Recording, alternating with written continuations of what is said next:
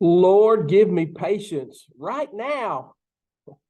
I'm Steve Lusk with the Red Bank Church of Christ. And all this year, we've been looking at our little devotional book, My Family. And the intent of this has been to encourage our families to spend some devotional time together, to study the Word of God together, to think about some things that will improve our lives as disciples of Jesus and maybe lead others to Jesus as well.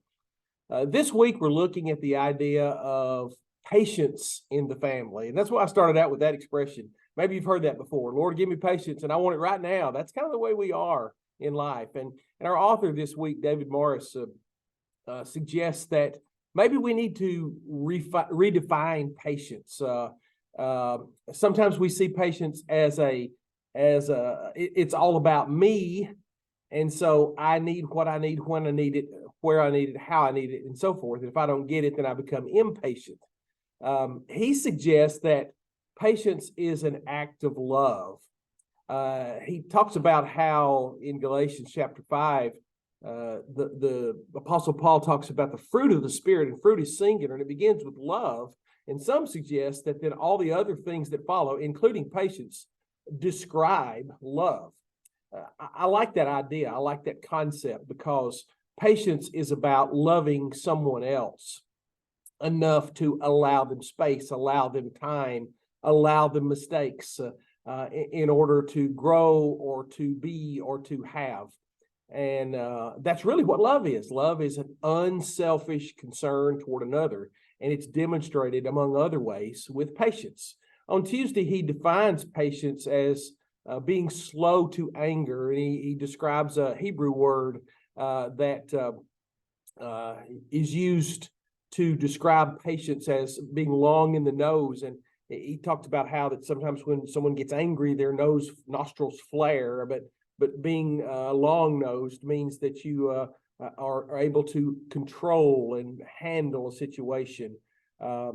Slow to anger instead of responding with anger, slow to anger instead of retaliating or seeking what is best for you rather than what is best for someone else. He describes God in that way. In fact, Peter does in 2 Peter 3:9. He said, God is long-suffering or patient toward us, not willing that any should perish. He's put off the judgment until giving people an opportunity to come to faith and to come to him. So that is a perfect example of the patience of God, slow to anger. And then in Wednesday's devotional, today's devotional, he talks about 4 examples of patience. He talks about Abraham, Jacob, Joseph, and Hannah. And each of these demonstrated patience.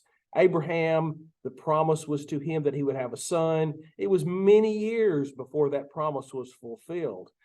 Then there was Jacob, who fell in love with Rachel almost at first sight, promised to work for 7 years in order for him to have her as a bride, then was tricked into working 7 more, but was willing to do that because he loved her so much. And then there's Joseph, who had to endure so much. And ultimately, even though his brothers hated him, he demonstrated love and forgiveness toward them over the course of his many, many difficult experiences. He demonstrated patience even toward God, in assuming that God knew what he was doing, is working things out for the good of all. And then there was Hannah, who patiently prayed for years for a child, and eventually God gave her a son. So examples of patience that we can look to: someone who works at God's timetable rather than our own timetable, someone that continues to sacrifice for years, even though it may be a difficult circumstance to get what you want, someone who faces many trials and tribulations in order to deal with difficult circumstances like Joseph did, and someone who continually asks God for something that we so deeply desire and yet cannot often receive.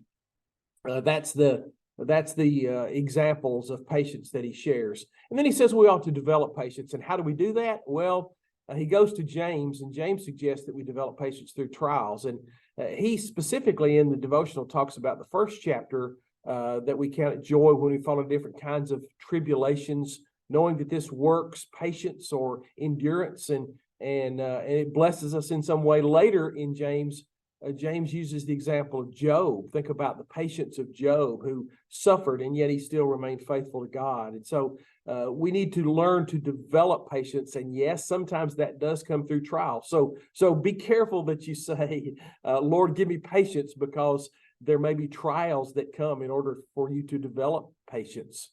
And then finally, he talks about how we not only develop patience, but then we display our patience. And one way we display patience is through the practice of forgiveness. And of course, we've talked about Joseph and the forgiveness that he ultimately gave his brothers, in spite of all that they had done to persecute him, to harm him, and all the things he had to go through. But I think of another example of patience that the author doesn't use, and that's the example of patience that the Apostle Paul showed ultimately toward John Mark. You know, John Mark left Paul and Barnabas on the first missionary tour that they took, and forsook them, deserted them, Paul described it as. And when it came time for them to go again, Paul said no.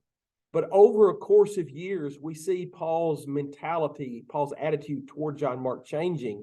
And so it took patience on the part of the Apostle Paul for ultimately him to say near the end of his life, John Mark is profitable to me in the ministry. And so that's an example of patience, maybe on the part of both Paul in developing a love and forgiveness and reconciliation toward John Mark, and John Mark in developing the maturity to do with and for Paul what Paul needed in terms of ministry. So our prayer is that in our families, we will demonstrate and develop patience, especially toward those that we are to love the most, and that is our family members, because patience is an act of love.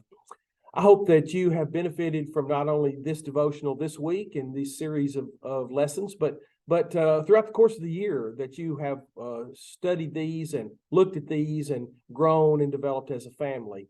Here at the Red Bank Church of Christ, that's what we want you to do. We want you to be a faithful follower of Jesus. We want your family to be that way as well. And we can ever help you in that regard more specifically, then please let us know. You can call us here at the office, or you can send us an email, or get on our website and find out ways that you can interact with us. We'll be glad to help you any way we can.